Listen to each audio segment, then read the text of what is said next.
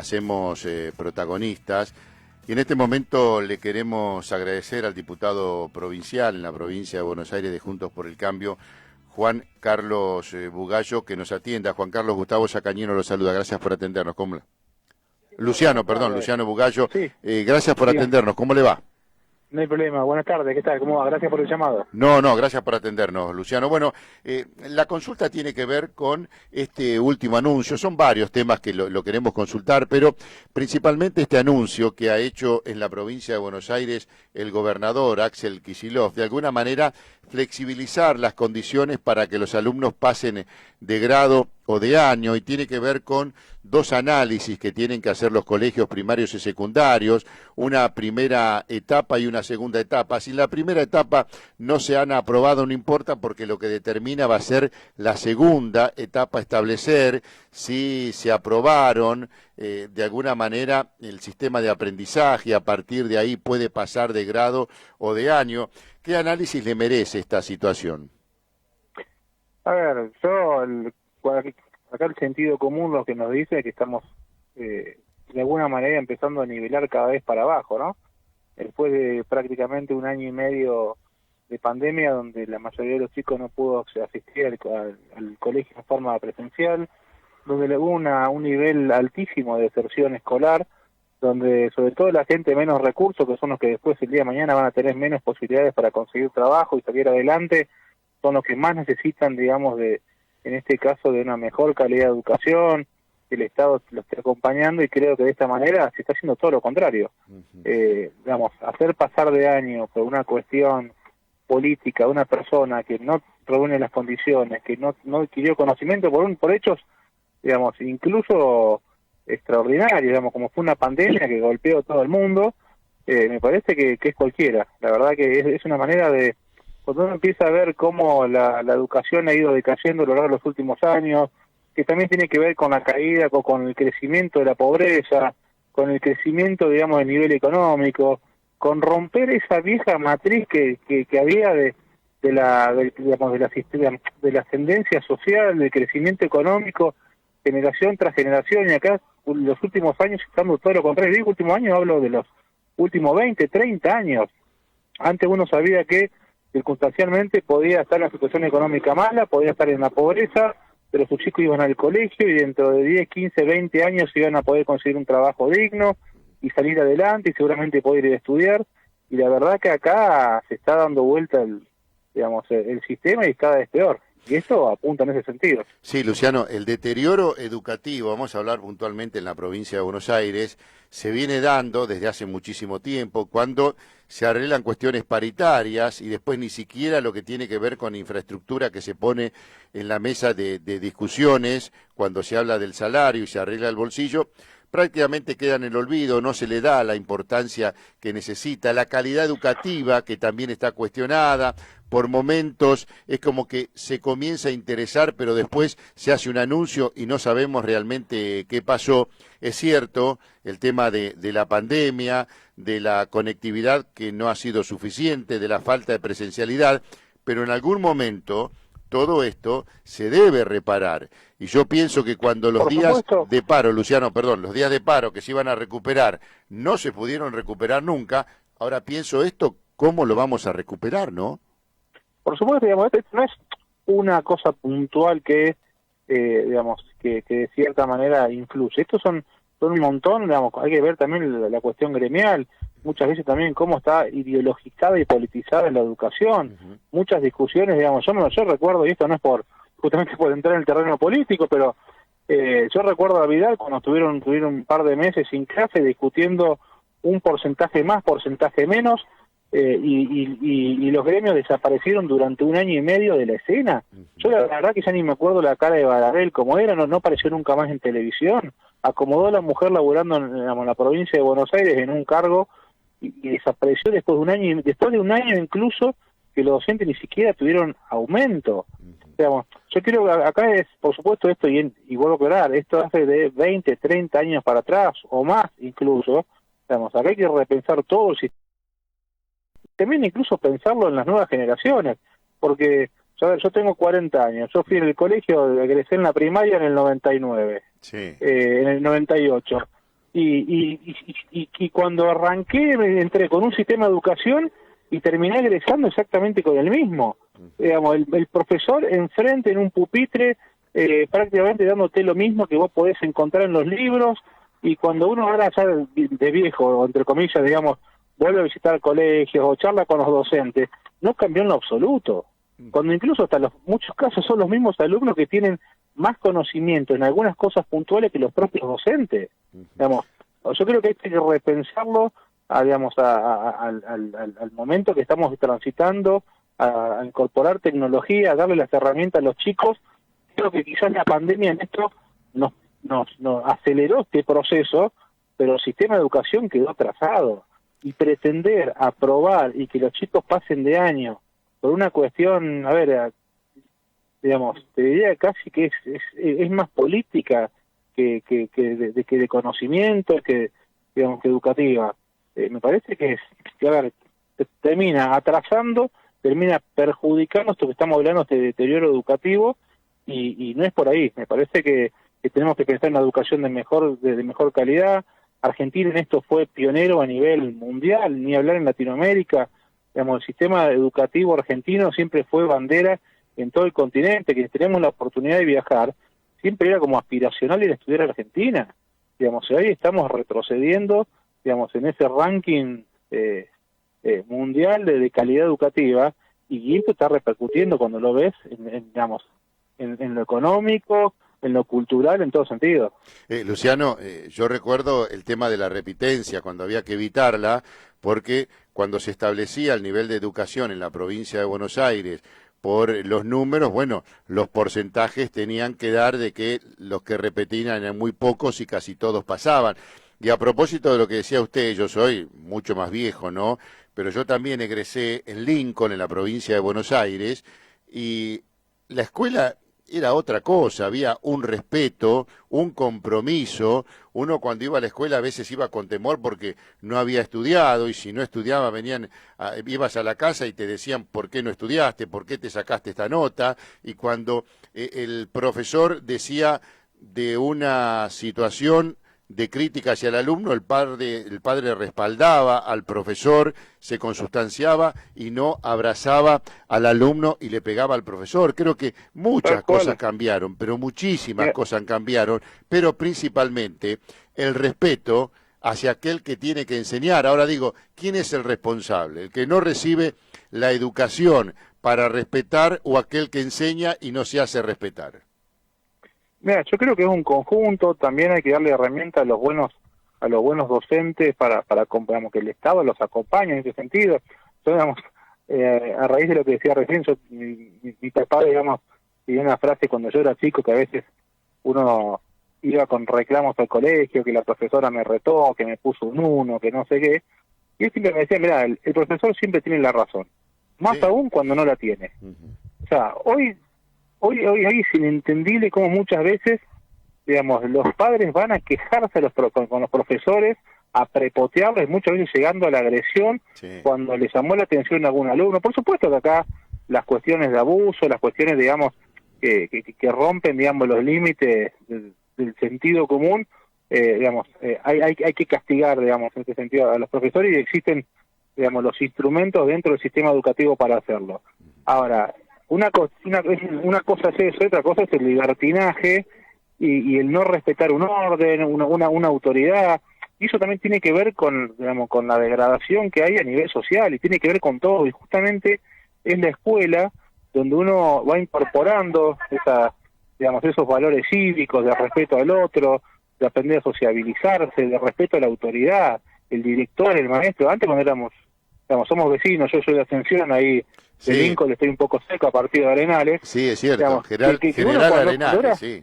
De Arenales, cuando uno era chico, si te mandaban a la dirección, vos ibas con un temor, digamos, si la directora aparecía, o muchas veces yo me acuerdo, yo fui de pupilo a un colegio ahí en Ferré, un colegio salesiano de los curas, capaz solamente por ahí lo conoces, y muchas veces cuando escuchabas el ruido de la llave del director se hacía silencio en el aula. Eso hoy no existe. Digamos, y no era miedo, porque nunca nos pegaron, porque nunca nos encerraron, nunca nos pegaron, no nos tiraron de la oreja, pero era respeto a la autoridad. incluso si estaban equivocados, te retaban por algo que no había hecho, pedías perdón para pedir explicaciones, Sí. digamos, pero era otra sociedad, y eso después se repercutía en la calle, digamos, y cuando uno ve el nivel de agresión, digamos, el nivel de decadencia que la sociedad argentina lamentablemente estamos involucrados, esto también tiene que ver después hasta con los políticos, digamos, porque los políticos no caen de un plato volador. Cuando uno después ve un ministro digamos, de seguridad, Sí. que en vez de garantizarle la seguridad, termina apretando, digamos, en público a un humorista que se quejó o criticó por Twitter, digamos, esto también tiene que ver con la falta de educación, con la falta de criterios y con la ciudadanía que no tiene las herramientas, justamente por falta de educación, para defenderse, para reclamar y para exigir. Sí, es cierto. Aparte, yo creo que cada uno puede pensar de la manera que pueda pensar. Ahora, si eso molesta e implica este tipo de respuesta, bueno, me parece que la situación es más complicada de lo que muchos quieren hacerla aparecer. Por ejemplo, Mansur, que dijo, bueno, no estoy de acuerdo con Aníbal, pero acepto las disculpas. Y Leandro Santoro, que me parece que es dentro de lo más lógico que pueda haber, pese a hablar de la oposición, y en este caso del oficialismo, dijo, bueno, no estoy de acuerdo con lo que hizo Aníbal, con los chicos, no, de alguna manera estableciendo un pensamiento general. Habría que ver, digamos, si lo de Santoro también es que viene o no, porque también recordemos que es candidato. Sí, en la Ciudad de Buenos Aires. Y tiene que evitar seguir perdiendo votos. No, pero yo quiero decir, esto también tiene que ver cuando a veces uno termina justificando situaciones como esta puntualmente, o como funcionarios que han robado, están involucrados en causas, digamos, de corrupción y demás, y sin embargo los seguimos volviendo a elegir, y sin embargo creemos que todo es lo mismo, y justamente a ver, cuando uno tiene que hacerse cargo de las cuestiones que pasaron, en vez de decir, sí, la verdad este tipo es un desilusionado, un corrupto, un chanta, no, terminamos viendo a ver si el resto son igual o son peor. Sí. Digamos, esto tiene que ver, no, por ahí me fui un poco por las ramas, ¿no? No, pero está bien, Luciano, está bien. Lo importante que tiene que ver una buena educación, porque si bien el colegio, digamos, no suplanta la educación que se tiene que dar en la familia, ¿no? Eso es lo primordial. Pero lo que tiene que ver con las cuestiones cívicas, la sociabilización con el otro, el respeto a la autoridad, y demás, eso es en el colegio también. Digamos, en el colegio uno va formando esa identidad ciudadana. A ver, recordemos Argentina, nosotros llegamos a ser una de las principales potencias del mundo, en un pueblo que en su momento era ignorante. Recordemos en la época, digamos, de nuestros antepasados, cuando se empezó con la escuela pública con Sarmiento, logramos tener los mayores índices de alfabetización en todo el mundo y no se hizo en 200 años, lo hicimos en pocos años. Y salimos adelante económicamente y fuimos una potencia y logramos que la clase baja pase a clase media y la clase media se convierta, digamos, en una clase pudiente, digamos, y en algún momento de la historia decidimos pegar la vuelta para el otro lado.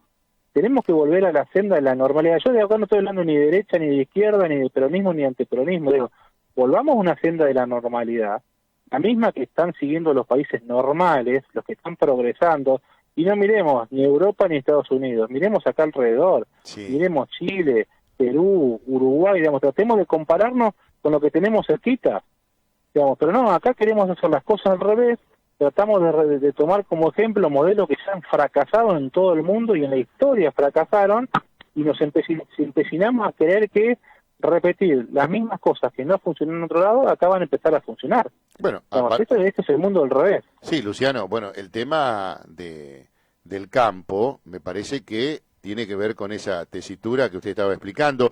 Usted allí en Ferré, yo tengo entendido que en Ferré había colegios agrarios, ¿es así?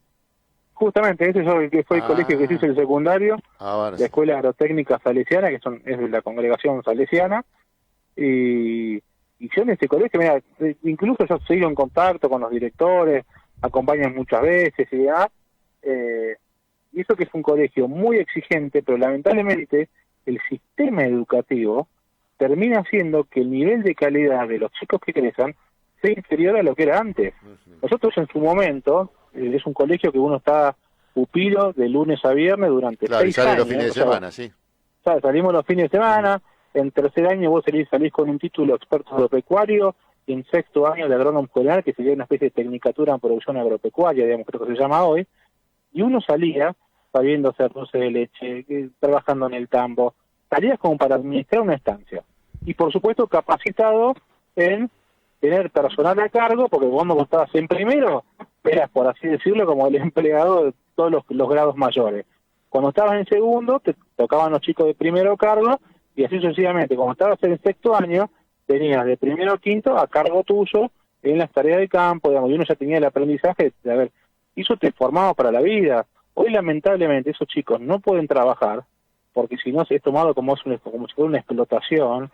Digamos, cuando antes nosotros nos formábamos con el trabajo, en verano teníamos 15 días de guardia que íbamos a trabajar con la familia, digamos, que nos iban a acompañar, porque los animales siguen comiendo, las vacas siguen dando leche, los chanchos siguen engordando y hay que alimentarlo, y eso no se puede hacer. Entonces, lo único que repercutió bajo la excusa, entre comillas, de los derechos de la infancia y no sé qué, a ver, estoy separando acá lo que es explotación, estoy hablando de la explotación infantil, estoy hablando de lo que es trabajo y educación, Sí, es cierto. digamos, pero todo disfrazado bajo ese manto. ¿En qué terminó? Que el nivel educativo de esos colegios hoy lamentablemente decayó. La persona que antes salía de ahí, que automáticamente entraba como administrador en un campo, en una estancia, en una empresa agropecuaria, hoy no tiene las mismas posibilidades. Entonces, y eso es lo que termina repercutiendo cuando uno empieza a sumar todos esos casos individuales y se vuelve en un fracaso colectivo. Y acá tenemos que volver a lo que nos hizo grande, volver a pensar un sistema educativo que, digamos, para todos, que esté, digamos, que pensado en los tiempos modernos, con tecnología, con profesores capacitados, con que aquel profesor que se capacita y digamos, tenga la capacidad de cobrar más que el tipo que no hace absolutamente nada, y se pueda penalizar a aquellos que terminan no educando, sino ideologizando muchas veces a los alumnos, que hemos visto un montón de casos en estos últimos tiempos, una directora peleándose a los gritos con un alumno, diciendo que Macri, Macri, Macri, Macri, o si fuera al revés también.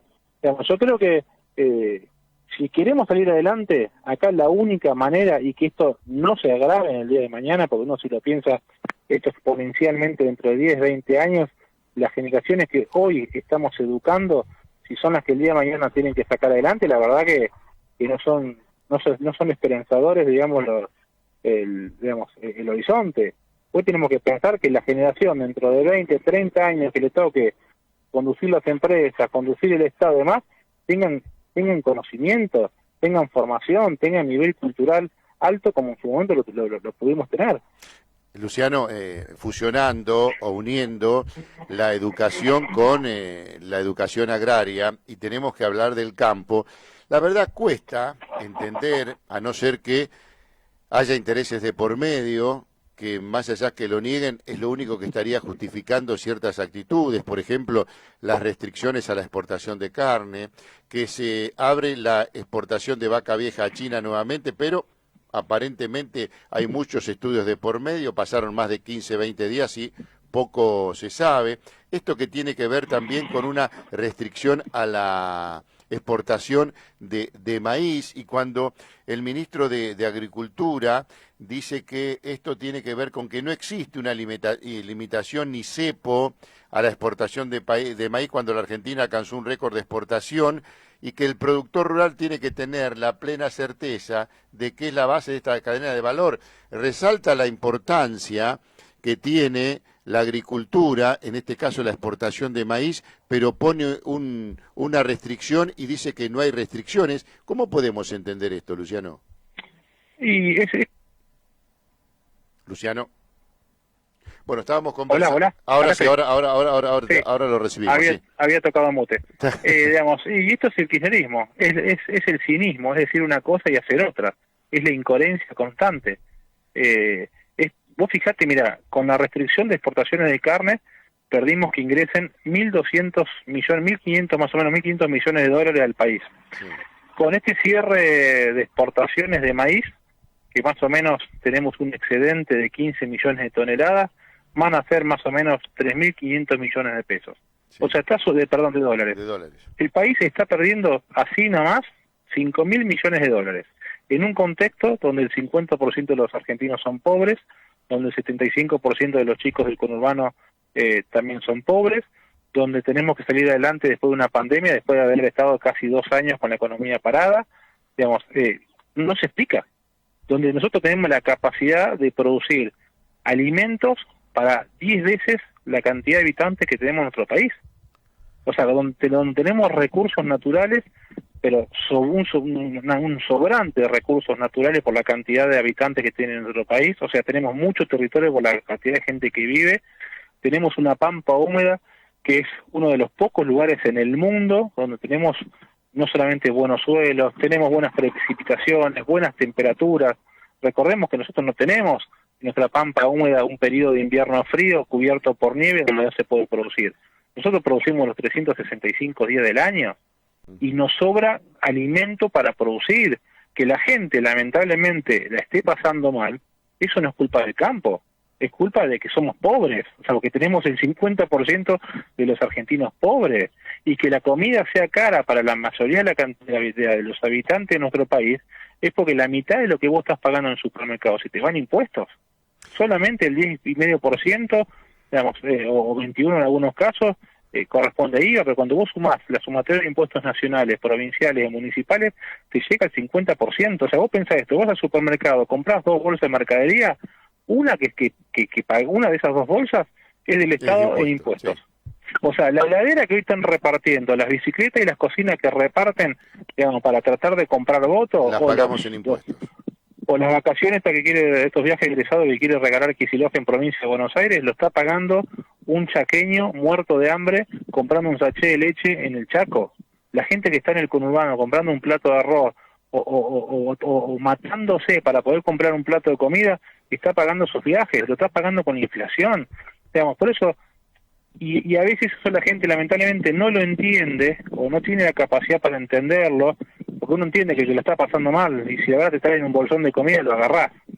Hoy en campaña que todo el mundo aprovecha a agarrar lo que pueda, pero que después vota conciencia, y muchas veces la gente eso no lo ve, no lo entiende, porque por ahí no tiene el nivel educativo o los conocimientos para entenderlo, y por eso también hay un objetivo de desgastar o de empeorar la educación de nuestro país. Porque cuando vos tenés un pueblo ignorante, es fácil someterlo, es fácil comprarlo por un bolsón de comida, por un plan social, por lo que fuera. Digamos, hoy cuando uno ve esa pobre gente realmente, ¿no? Porque hay que someterse también a eso, digamos, y prestarse a ese juego de la política, de que te uso para un evento, por regalarte una cocina, una bicicleta, para después comprar tu voto. Lamentablemente esa gente tendría que tener un trabajo digno para poder comprarlo por sus propios medios. Que una familia, que un chico que egresa no pueda su familia haber ahorrado 30.000 pesos, que es lo que sale ese viaje que quiere regalar Kicillof, está hablando del nivel de pobreza que existe en nuestro país. Sí. Digamos, yo no te digo que le sobren 30.000 pesos por mes, pero yo me acuerdo cuando yo estaba en la primaria, nuestros padres, los padres de amigos, iban ahorrando de 500 pesos, de 1.000 pesos cuando podían, para después que el chico a fin de año se pudiera ir de viaje. Y si hoy no puede pasar eso, es porque nos han empobrecido, hemos perdido valor adquisitivo de nuestra moneda, nos han convertido a todos en pobres. Luciano, ¿y para qué? Sí. ¿Sabés cómo hicimos nosotros el viaje de egresado? Te estoy hablando del año 77, ¿no? Vendiendo empanadas, seguramente, como en el interior. No, compramos un Citroën, compramos lavarropa, heladera y cocina y la sorteamos. En cuotas, la rifa. Bueno, pero pudimos comprar un auto, Luciano. Compramos un auto con la firma de los padres, porque no éramos mayores, pero compramos un auto. Mira, yo me acuerdo cuando éramos chicos, los que teníamos la posibilidad económica, digamos, nuestra familia de comprarlo, nos pagaban el viaje, pero después entre todos hacíamos empanadas, hacíamos pollo. Claro. Me acuerdo y salíamos incluso hacíamos un chancho móvil en aquella época, sí. Metíamos un chancho, digamos, en un carrito atrás de una camioneta y salíamos a vender rifas en el pueblo y era la manera de juntar fondos para los chicos que no podían, pero la mayoría, digamos, por ahí con ahorro de a poquito, íbamos juntando. ¿Y qué significa esto? Nosotros no terminábamos comprometidos o atados o casados con el gobernante de turno o el intendente que nos había, entre comillas, regalado un viaje. Nosotros no le debíamos nada a nadie. Y es obvio que esto, que lo que están haciendo ahora, digamos, es para comprar votos, están desesperados. ¿Y sabes qué? La gente está harta y, perdón, se hincharon las pelotas y no lo van a votar, van a perder por más, porque el tipo que se levanta en el conurbano a las 5 de la mañana para tomar un colectivo, tomar un tren, para poder ir al centro a laburar, ese tipo desde que sale de su casa hasta el mediodía está laburando para el Estado, porque el 50% se lo lleva el Estado en impuestos, y el resto de la tarde labura recién para poder vivir. Y ese tipo, ¿te cree que le gusta que ver en televisión o en redes sociales que están comprando votos a cambio de bicicleta o lo que fuera? Ese tipo, ¿sabes qué? Sale a convencer a todos sus amigos que no lo voten más al kirchnerismo. Y el tipo que pobre se tuvo que someter para poder que le regalen una heladera, que ahora la tiene que vender porque no tiene cómo llenarla, ese tipo agarró la heladera y en el cuarto oscuro le va a votar en contra. Esto se terminó. El kirchnerismo está liquidado y gracias a Dios la Argentina tomó conciencia y vamos a empezar a salir adelante. Ahora, por la actitud del oficialismo, no interesa prácticamente, o hay mucha impunidad, porque no importa que se interprete o se entiendan estas medidas, este giro tan elemental, básico y de manual, de transformar medidas para conseguir votos, para darle a la gente, porque en algunos casos lo que se da son por 2 o 3 meses, o sea, hasta noviembre. Después veremos cómo se puede interpretar eso, porque vos dijiste una palabra que me parece que hay que ratificarla, hay que trasladarla, que acompañarla y que insertársela a cada uno de los argentinos, que es dignidad. Se perdió la dignidad en la Argentina. Pero por supuesto, a ver, pero yo te digo, la sociedad, gracias a Dios, está entendiendo, está tomando conciencia. Digamos, hemos llegado a un nivel de fracaso y en esto la pandemia nos dio una mano que ayudó a exponer las miserias de este sistema, digamos, nefasto, de esta forma de hacer política que para mí, por ahí le decimos muchas veces populismo, porque para mí es la práctica del pobrismo. Te quiebro las piernas para regalarte una muleta y que dependa, te presto la muleta, porque después depende de mí. Te fundo como empresario, como comerciante, para que después dependas del subsidio, de la dádiva, del cheque del Estado. Entonces, después te tengo sometido. Digamos, y acá no hace falta que nos vayamos a Venezuela a ver, uno siempre lo pone como un ejemplo fácil. Vayamos a Santiago del Estero, vayamos a Chaco, vayamos a Formosa, el 75% digamos, de los provincianos ahí viviendo del Estado, con un sueldo que simplemente te sirve para mantenerte vivo, pero en la pobreza. No es que, a ver, yo te digo una cosa, mira, si vos realmente les querés que el Estado ayude, yo te digo, hay mucha gente que vos le decís, ¿qué preferís? ¿Un plan social todos los meses o yo que te dé toda esa plata toda junta y te salís a comprar, digamos, algo para emprender un negocio? Y ese tipo seguramente, te digo que la mayoría va a querer, dame una mano para salir adelante y poder laburar. Sí. Pero no es el objetivo de este gobierno darte una mano para que salgas adelante y poder laburar. Lo que el gobierno quiere, darte un monto de guita, de platita, como dijo Goyan, para mantenerte sobreviviendo y comiendo de mi mano. Y Luciano, eso, digamos, sí. Sí, vos dabas el caso de Chaco, de Santiago del Estero y de Formosa, pero prácticamente allí siguen ganando, más allá de entender esta intencionalidad de un interés para que te voto, te doy lo que necesitas y vos a mí me votás. Todos están convencidos desde la oposición. Es el sistema que buscan ellos, porque la gente hay mucha le gente responde a ellos. Pero ahí se suma falta de educación, digamos, un sistema político corrupto, donde todas las instituciones son todo el Estado provincial, digamos, son propiedades que responden al gobernador de turno. Sí. Entonces, y también hay un sometimiento, digamos, de los medios de comunicación. Yo he estado como veedor en las elecciones en Santiago del Estero, digamos, y todos los medios, el día durante la veda, la última etapa del domingo, publicaban el cierre de campaña del viernes con fotos, me acuerdo, de Zamora atrás de una camioneta con la bandera, y decían, impresionante tanto de cierre de campaña anunciando el triunfo del domingo. Y eso de la tapa del diario del domingo, violando la veda electoral. Digamos, ahí, y vos tenés una educación, el nivel de educación es pésimo, digamos, ahí el sistema ya está corrompido. Digamos, esas provincias no se rescatan más que con una intervención federal. Pero quiero decir, ese es el modelo al que nos quieren llevar. Pasa que no te van a llevar de golpe a ese fracaso. Te van a ir llevando de a poquito, te van a ir hirviendo como la rana hervida, que vos le vas calentando el agua de poquito para que no salte. Y son modificaciones que la van haciendo paulatinamente, cosa que la gente no se dé cuenta, cosa que la gente se distraiga con otras cosas, y cuando te querés acordar, terminás envuelto en ese sistema. Porque Venezuela no llegó a ser Venezuela de la noche a la mañana. Fueron 15, 20 años. Y esta decadencia que estamos como país no fue de la mañana a la noche. Esto ya viene 30, 40 años atrás. Y cada vez peor, cuando uno empieza a mirar para atrás, es más, yo te digo, qué mal que estábamos o qué bien que estábamos cuando decíamos que estábamos mal con Macri.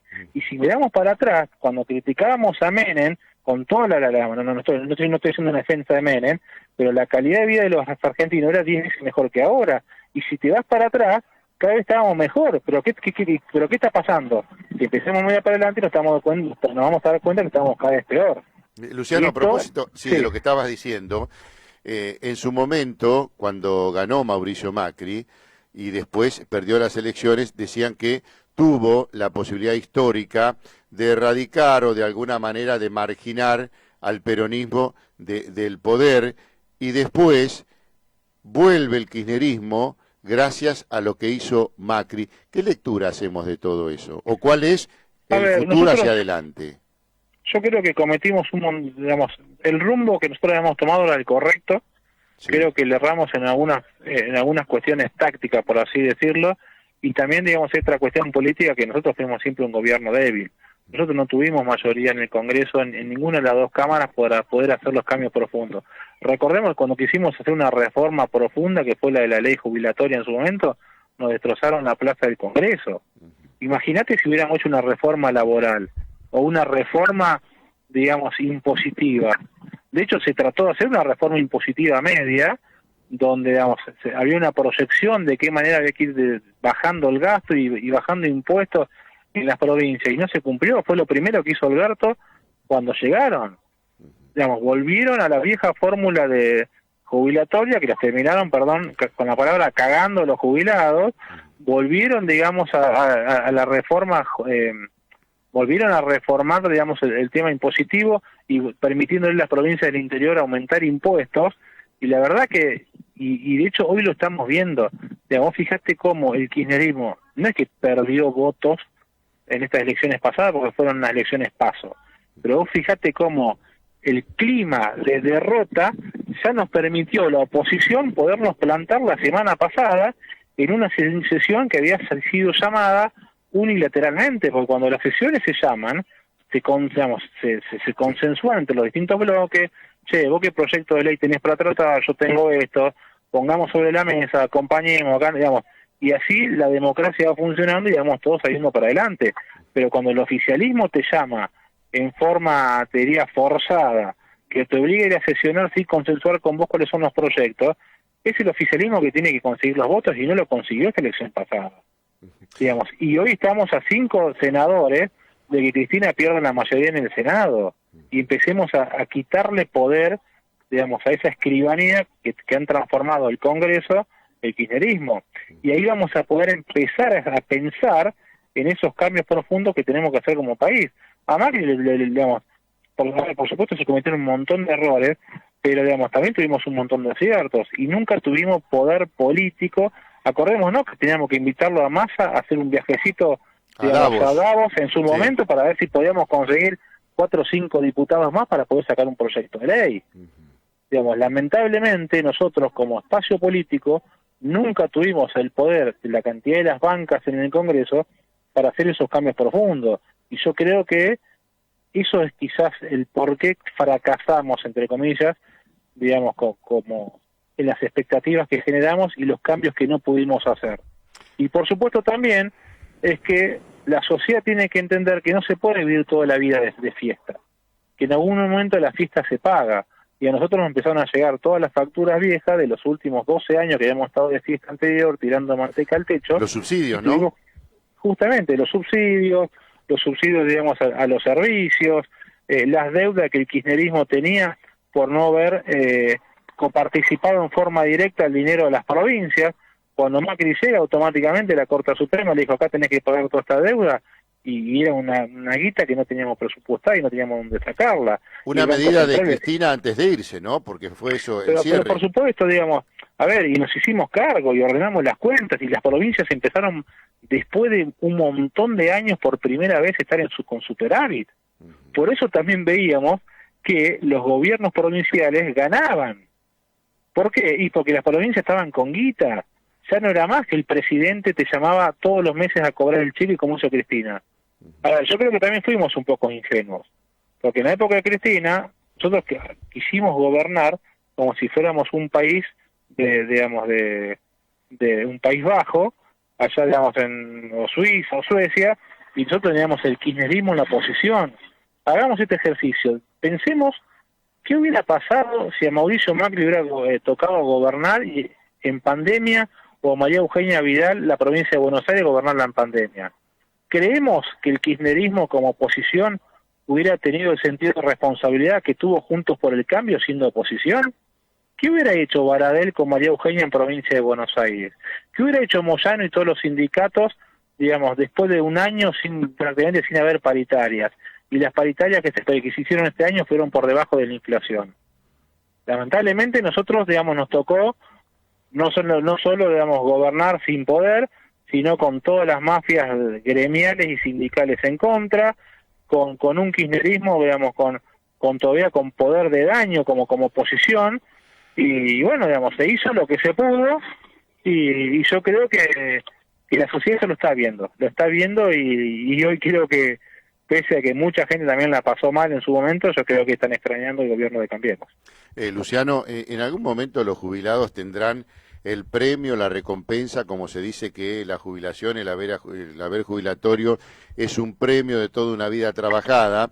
Y a propósito de lo que vos decías, los números son irrefutables, ¿no? Cuando se criticó la fórmula de Mauricio Macri y después, con la llegada del gobierno de Alberto Fernández, el DNU, donde se hizo un ajuste con los jubilados, cosa que se negó, pero fue muy evidente porque a medida que se ganaba más el porcentaje de aumento era mejor, o sea, el típico equilibrar para abajo, una fórmula que el año pasado terminó dando, creo que, me lo vas a corregir los números, 38,5 contra lo que hubiese sido el 42,3 de la fórmula de Mauricio Macri, que fue muy criticada porque era negativa para los jubilados, ¿no?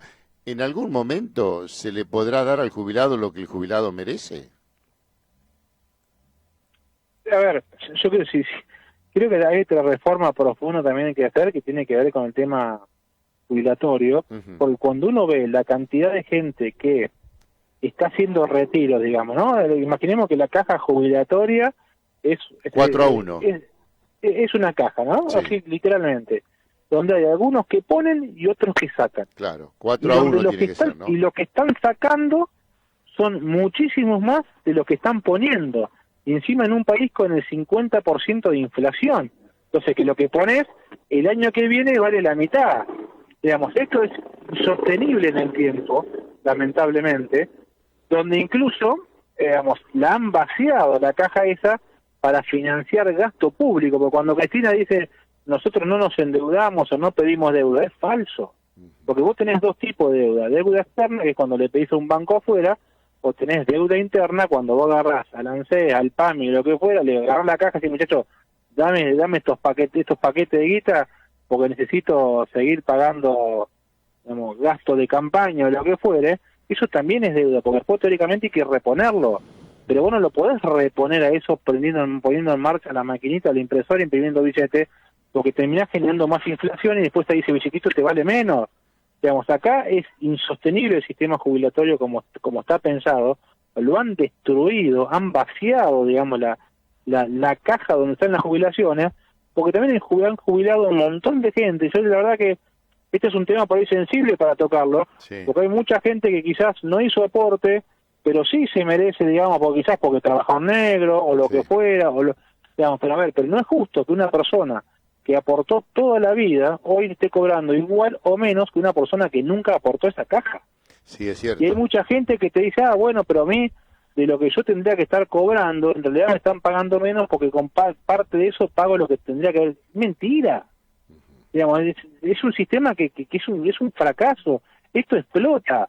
La gente que hoy está aportando, está laburando en blanco, aparte, digamos, cada vez menos hay gente en blanco porque sale carísimo tener una persona en blanco, y mucha gente incluso no quiere laburar en blanco porque pierde las asignaciones sociales. Digamos, hoy ahí tenemos que hacer también una reforma laboral donde, por lo menos por 2 o 3 años, cada nuevo empleado que una fábrica, una pyme, contrate, por lo menos que no, digamos, que esos 3 años, o el Estado le subsidie los aportes, no pague ese aporte. Claro. Porque en definitiva te sale más barato que esa persona, en vez de darle un subsidio, un plan, esté laburando en una empresa, o que se puede empalmar por cierta cantidad de tiempo ese plan social que se pueda sumar, digamos, al aporte que hace la empresa y se transforma en un sueldo. Digamos, que no es que vos me pones en blanco, pierdo el plan. Seguilo cobrando, que se transforme en sueldo, y también le está dando una herramienta, una pyme, para que pueda llegar y contratar a una persona. Pero no, ¿qué hizo este gobierno? Puso la doble indemnización. Un tipo que hoy podría pensar en que, bueno, a ver si agrego una persona más para darle laburo porque estoy creciendo, no sé qué, pero si me va mal o fracaso tengo que pagar una doble indemnización, no contrato a nadie. Claro, Luciano. Nadie corre el riesgo de contratar a una persona para darle laburo, porque encima después tenés una industria de juicio atrás, tenés los sindicatos que son mafiosos, que te van a venir a apretar, digamos. Acá vuelvo a decir, hay que repensar el sistema, pero desde cero, porque esto, como está planteado así, nos lleva al fracaso, y lo estamos viendo el fracaso, se siente el olor a azufre, sí, que se percibe en el ambiente, digamos. Y que tenga que ver con un equilibrio, no con una demagogia para favorecer a aquellos que vos necesitás. Yo entiendo el respaldo que tiene que tener el trabajador, pero no por eso se va a ir en detrimento del que da trabajo, porque si no, nunca va a haber un trabajador si no hay gente que da trabajo. Y me parece que eso es muy importante y tiene que ver con una reactivación económica. Si bien es cierto que los planes, el asistencialismo es algo momentáneo, que en algún momento tiene que terminar, pero desgraciadamente forma parte de una política histórica del peronismo, y cuando queremos acordar esto sigue avanzando y la generación de empleo cada vez se ve más complicada, ¿no? Luciano, te perdimos. Estábamos conversando con el diputado. Hola. Sí, te habíamos perdido de vuelta. No, decía, más allá de los planes, que es una política histórica del peronismo, bueno, de alguna manera entender que hay que generar trabajo y que hay que respaldar y apoyar a aquel que va a generar el trabajo, porque si no, no vas a tener trabajadores, no va a haber aportes, no va a haber producción, no va a haber una reactivación de la economía interna. Y a partir de ahí, ¿de qué manera se va a llegar a crecer, no? Si es... Por eso, no, a ver, la única manera que existe en el mundo para salir de la pobreza es con trabajo. Claro. Y la única manera de generar trabajo es a través de los privados. El Estado no genera trabajo. Cuando dice, no, vamos a invertir en obra la pública, que no sé qué, es gasto público. Son más impuestos, es más inflación. Los únicos que tienen la capacidad de generar riqueza es el privado. Y vos no podés generar riqueza con un Estado que es enemigo del privado, que te castiga, que te pone impuestos a niveles exorbitantes. Hoy el campo, por ejemplo, paga un 70-80% de lo bruto que produce, se lo queda el Estado, y con el resto paga sueldo, alquileres, compra insumos, combustible, etcétera. Digamos, hoy vos no podés contratar a una persona cuando el Estado te pone un montón de reglamentación en contra, pero por supuesto que el empleado tiene que estar protegido, pero también que el privado se pueda proteger. Y la inversión que pone, con todo el sacrificio que es invertir, arriesgar, a generar trabajo y demás, que el tipo no es que no tenga al Estado en contra. Vos fijate lo loco que es nuestro país, que el himno o la principal marcha de uno de los espacios políticos mayoritarios, como es el peronismo, sea combatiendo el capital. Sí. Flaco, vos tenés que ser amigo y aliado del capital, porque vos, para poder pagar mejores sueldos, primero necesitas que la empresa funcione, que genere riqueza, y recién ahí vas a distribuir, porque si no terminás distribuyendo miseria y pobreza. ¿Qué vos vas a redistribuir riqueza si no la generaste? Entonces, acá a ver, y esto, que para por ahí nos parece tan fácil de entender, hay mucha gente que no lo entiende, y volvemos al punto de la conversación, no lo entiende porque los han llevado a la ignorancia, no les han dado educación, ha destruido el sistema educativo justamente para que la gente no lo entienda y poder dominarlo es mucho más fácil y poder comprarlos con una chapa, con un bolsón de comida, de fideos.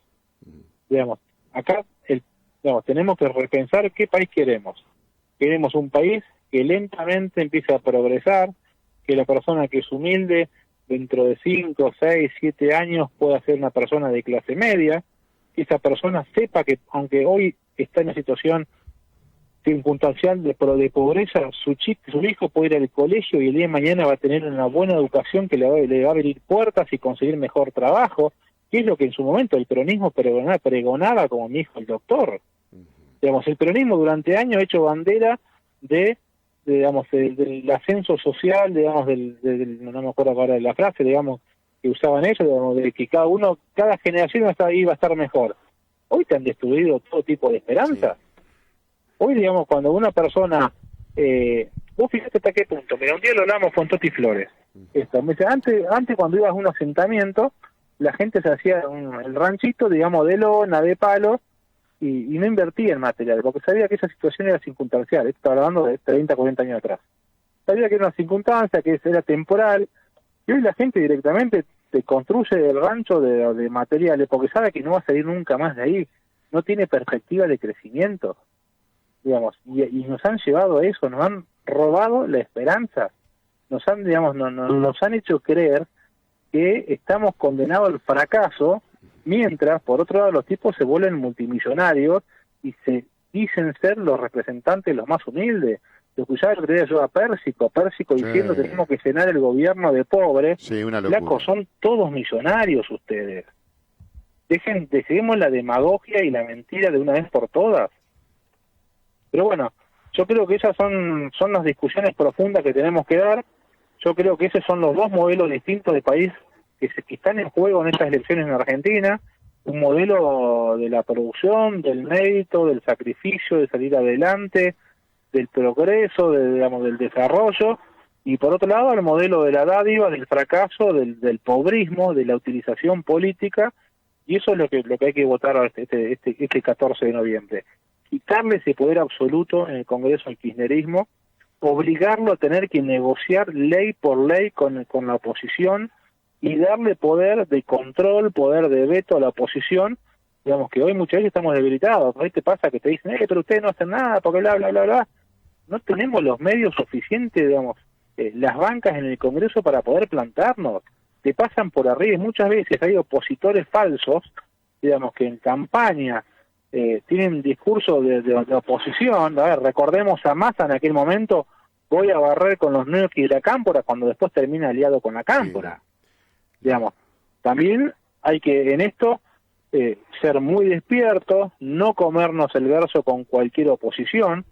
Hoy, con todos los errores y defectos, Juntos por el Cambio puede demostrar que fuimos gobierno y nos mantuvimos unidos, que fuimos oposición y seguimos unidos, pese a que el kirchnerismo hace lo posible por rompernos y partirnos al medio. Luciano, digamos, lo cierto es que en la Argentina sí, no hay credibilidad, no hay certidumbre, y eso afecta a todos los proyectos. Cuando se habla del campo, yo tengo entendido que del porcentaje de ganancia que queda por cada exportación, cerca de un 80% se va en impuestos. ¿Eso es así? Mirá, es entre el 70%, depende de qué tipo de producción, pero en promedio más o menos el 70% de lo que el productor produce, o sea, de $100 que produjo, 70 se van para el Estado. Ajá. Cuando hubo esos bolsones blancos, que es más, lamentablemente muchos han atacado, los hilos bolsas, bronca, odio y resentimiento justamente de los hilos bolsa, el 70% de lo que está ahí se va al Estado. Solamente el 33% en retenciones, el otro porcentaje alto con el desdoblamiento cambiario, y después la sumatoria de impuestos nacionales, provinciales y municipales. Y con lo otro, no es ganancia el 30%. Porque con eso vos alquilás los campos, comprás combustibles, semillas, pagás empleo, pagás empleados, y cuando pagás combustible seguís pagando impuestos, y cuando comprás semillas seguís pagando impuestos. y reinvertís y comprás una cosechadora que vale $1.000.000, porque no estás comprando una bicicleta que vale 15.000 pesos. Son inversiones muy grandes y podés tener la mala suerte que no te llovió y todo lo que es la semilla que pusiste no te nació absolutamente nada. Digamos, porque acá siempre vemos o contabilizamos cuánto gana el campo cuando le va bien. Ahora, cuando el campo le va mal no aparece nadie. Luciano, Digamos, y es el principal ingreso de divisa, eso me parece que lo sabe hasta un chico de primaria que va a la escuela. Y otro de los temas tiene que ver con los diferentes dólares, ¿no? El de exportación e importación, porque los insumos para el campo, agricultura y ganadería se importan y el dólar que se paga por la importación, tengo entendido, vos me lo vas a decir o no, es mayor al dólar que se paga o que el campo recibe, aunque recibe pesos después el productor, cuando el gobierno recibe los dólares, recibe pesos y el dólar es menor el que se exporta al que se importa. Tal cual, a ver, nosotros tenemos un dólar, a ver, para el ciudadano común, vos querés comprar dólares, hoy te sale 198, 195, 190 pesos. Vos te metés en la página del Banco Central, te dice que supuestamente el dólar está a 100. Sí. Vos no conseguís dólar a 100. Entonces ya a todo el mundo prácticamente nos están robando la mitad, porque te están mintiendo. Encima de eso el productor te sacan un 30%, que es por retenciones. Entonces, el dólar, porque aparte de esa otra, nosotros no cobramos en dólares. Nuestra producción tiene un valor internacional en dólares. Yo lo vendo a eso, pero a mí nunca me llegan los dólares. A mí me llega, primero, me sacaron el 33% de retención y así, ¡fluc! Manotazo. Segundo, me lo dan al dólar oficial. Y cuando yo te voy a comprar insumos, o cuando te voy a comprar un repuesto de una cosechadora, ese no te lo venden al dólar oficial. Luciano, pero el trabajador del campo recibe pesos, o sea, un dólar especificado, le dan pesos. Pero por supuesto, pues te dan un dólar que está en torno a 70, 80 pesos, y si vos querés, y ese es otro motivo, ¿por qué el productor se guarda esos hilo bolsa? Porque si yo cosecho ahora en marzo, y tengo que pagar el alquiler en julio, ¿para qué voy a vender ahora que me den pesos, que esos pesos se devalúan? Claro. Entonces me guardo esa semilla, que por lo menos no pierde valor, y por eso, digamos, parte del sector agropecuario, digamos, se usa mucho lo que es el canje de semilla, porque es más fácil, digamos, te rinde más pagar en semilla, por así decirlo, que pagar en plata. ¿Para qué me vas a dar en marzo 1.000 pesos si esos 1.000 pesos en julio, agosto o a fin de año no me vale lo mismo? Eso lo puede dar cualquiera. Digamos, esto cualquier argentino vos tenés. ¿Por qué no tenemos ahorro en nuestro país? ¿Por qué no vos ahorrarías 1.000 pesos en enero para gastarlo en la Navidad de fin de año? Si no compras absolutamente nada. No, ¿y sabes otra cosa? Sí, termina, Luciano. No, digamos, quiero decir, digamos, y muchas veces después se le pega al campo, se lo critica, que el campo es el malo de la película, que es avaro, que es egoísta. Te dicen que cierran las exportaciones de carne para que vos puedas comprar carne barata, y es una mentira. O sea, porque, a ver, cerraron las exportaciones de carne y alguien consigue carne más barata, la carne sigue aumentando. Digamos, y este nivel de cinismo y de mentira, lamentablemente, hace eco, o mucha gente les cree, y volvemos al punto, porque tenemos un nivel de educación tan malo que hay gente que se deja engañar con estas mentiras, con mentiras que son muy obvias.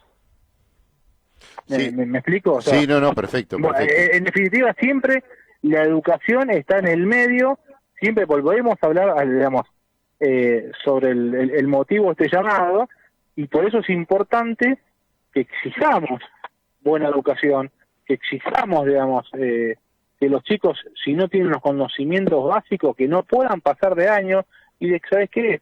En la vida vos te das cuenta que no perdiste un año. Es preferible muchas veces aprender bien para dar el próximo paso, porque no perdiste un año. Yo me acuerdo en su momento, yo había compañeros míos que por ahí repetían y demás, y dicen, no, ¿y ahora qué voy a hacer? Y de verdad no pasa nada. Claro. Un año no pasa nada, siempre y cuando lo aproveches, hayas aprendido, porque si no después seguís arrastrando con el paso de los años ignorancia. Y cada vez te cuesta más. No te sirve nada que te pasen de año si el año que viene tenés que volver a aprender lo mismo que tenías que haber aprendido el año anterior. y no tenés los conocimientos para volver a incorporar nuevo aprendizaje. O llegar a la universidad y tenés que hacer un CBC para que te nivelen, porque la verdad que el nivel de educación es imposible. Y después tenés un alto nivel de abandono de las universidades porque llega gente que no está preparada, que no tiene conocimiento, se terminan frustrando porque les mintieron durante años, que lo hicieron pasar de grado sin saber absolutamente nada. Y la verdad que es así. A ver, yo te pregunto, ¿vos te irías a atender con un médico que el profesor lo aprobó o lo hizo pasar de año o lo hicieron recibir para que el chico no se ponga triste? Claro. ¿Vos Sí, todo eso contratarías sí. un arquitecto o un ingeniero para que haga un puente que no sabe nada, pero se terminó recibiendo porque había que hacerlo pasar de año? Entonces, cuando vos sumás todas esas individualidades a nivel país, termina siendo un fracaso colectivo. Vos sabés Y que... si Argentina está mal como estamos hoy, es justamente por eso. Yo recuerdo un verso de José Larralde, donde decía ignorancia de saber que no se sabe, ignorancia vergonzosa de saber que no se sabe, en todo cerebro caben las espinas y las rosas, ¿no? Me parece que a partir de ahí, saber que no sabés significa que sabés algo, cuando directamente no sabés absolutamente nada, desgraciadamente, Pero por ¿no? supuesto, pero eso, a ver, incluso uno mismo o un médico por ahí seguramente hay un montón de cuestiones que no sabe. Y un albañil hay un montón de cuestiones que no sabe. Todos somos ignorantes en la mayoría de las cosas. Por eso que tenemos que aprender. Tenemos que tener la suficiente humildad para decir, mira, yo la verdad que esto no lo sé, pero por lo menos me voy a hablar con quien sí lo sabe. Y también, a ver, y esto también toca en la política. Varios queriendo hacer de saberlo todo o opinar de todo, cuando hay cosas que uno tiene que hablar de lo que conoce, tienen que enfocarse en lo que sabe y en lo que no, tener la suficiente humildad para saber rodearse o ponerse en contacto con gente que esté capacitada y sepa el tema. Luciano, un mate de por medio, un café de por medio hubiese venido bien, ¿no? Una charla tan extensa por la cual te agradecemos enormemente todo este tiempo favor, que nos dispensaste.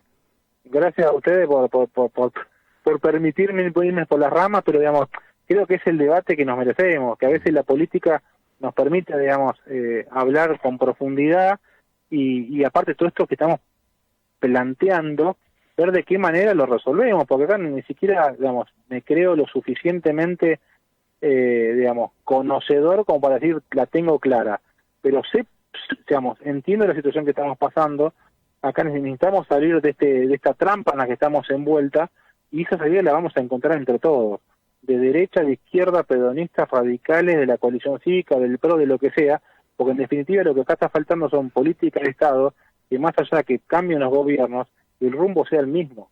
Y no estamos cada 4 años yendo un día para la izquierda, un día para la derecha, un día para atrás, un día para adelante, y en definitiva terminamos quedando siempre en el mismo lugar cuando el resto de los países están avanzando. Sí, no digamos un pacto de la Moncloa, pero por lo menos la intencionalidad de sin apetencias personales, sentarse y decir, muchachos, hay que tirar todo para el mismo lado, ¿no? El protagonismo, el poder por el poder mismo no significa nada. Cuestiones muy básicas, digamos, a ver, ¿qué vamos a hacer? ¿Un país industrial? ¿Un país de la dádiva del subsidio? ¿Un país productor de alimentos? ¿Hacia dónde dejemos? Si vamos a decir, bueno, vamos a hacer un país que sea el supermercado del mundo, bueno, dejemos de ver el campo como el enemigo y empecemos a verlo como un aliado. Empecemos a sacarle la pata de encima a los que producen y empecemos, digamos, a pensar qué necesita ese tipo que está invirtiendo para poder producir el doble, que podamos exportar el doble y no como lo que están haciendo ahora. Tenemos una capacidad sobrante de producir alimentos y ¿qué hacemos? Cerramos las exportaciones. Vuelvo a repetir, perdimos 1.500 millones de dólares de carne y vamos a perder 3.500 millones de dólares de maíz. O sea, 5.000 millones de dólares no van a ingresar a nuestro país por un capricho que lo que va a terminar generando es que la carne suba, que falten alimentos en Argentina, porque no va a haber inversión. El tipo que hoy está sembrando maíz se quiere cortar, perdón la expresión, las bolas, porque están cerrando las exportaciones y son justamente señales contrarias a lo que necesitamos. Vos decís, muchachos, vos querés invertir, qué tranquilo que por 4 años el rumbo es este, vamos para allá. Y hoy no sabemos cuál es el rumbo. Luciano. No lo sabemos. Sí. Gracias por este tiempo, ya prácticamente tenemos que cerrar el programa. Seguiremos conversando en alguna otra oportunidad porque me parece que hay temas que ameritan hacerlo. Gracias, te mandamos un abrazo grandote. Un abrazo grande y gracias por el llamado. Al contrario. Luciano Bugallo, diputado bonaerense por Juntos por el Cambio, fue protagonista.